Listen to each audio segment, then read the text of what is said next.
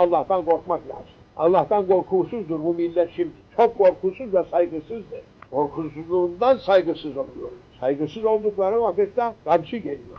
Boyuna kamçı eriyor milletin üzerine. Tövbe ya Rabbi demeye akıllarına gelmiyor. Yahu sebebine bak. Ne için bu afat geliyor? Beğen yok. Her haldeki her şeyin bir sebebi var. Cenab-ı Allah sebepsiz bir şey yaratmıyor. Bunda sebebi var. 70 senedir ısrar ile Allah'a muharebe eden millettir bu millet. 73 sene Cumhuriyet ilan edildi. Israr ile seni tanımam diyor. Tanıtacağım diyor Allah. Tanıtacağım. Belki 73-75'e varmadan tanıtmaya başlayacak Cenab-ı Allah. Belki gazetelerde duyufuz olanla neler yazılacağını kimse bilmez. Allah'ı saymak lazım. 700 sene Allah'ı sayan bir millet idik. 70 senedir Allah'ı saymıyoruz. Sevmiyoruz. Emrine riayet etmiyoruz. Allah bizi affeylesin. Estağfurullah. Tövbe ya Allah. Tövbe edelim.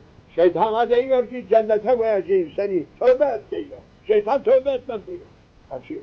Musa Peygamber'e demiş ki ya Musa benim için tövbe var mı sor demiş Rabbine. Musa Peygamber sorayım demiş. Kullarına varıp da Cenab-ı Hak ile kelam söyleştikten sonra Musa Peygamber tereddütte kalmış. O şeytanın arzu halini huzur tahtinde. Demiş ki ya Musa ne için demiş sana emanet edilen arzu hali huzuruma takdim etmedi. Onu bir şey yerine saymadan dediği daha fazla mı ileri gitti? Diyor ve aman tövbe ya Rabbi diyor. Tövbe ya Rabbi. Aman ya Rabbi.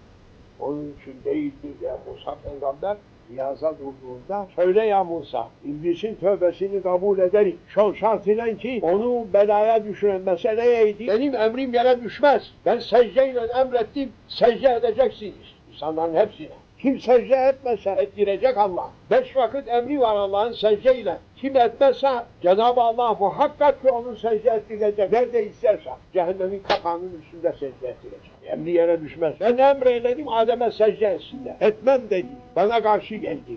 İnanın tövbe edip Adem'e secde ederse tövbesini kabul eder. Ben onun emrimin altına girme, o benim emrimin altında duracak.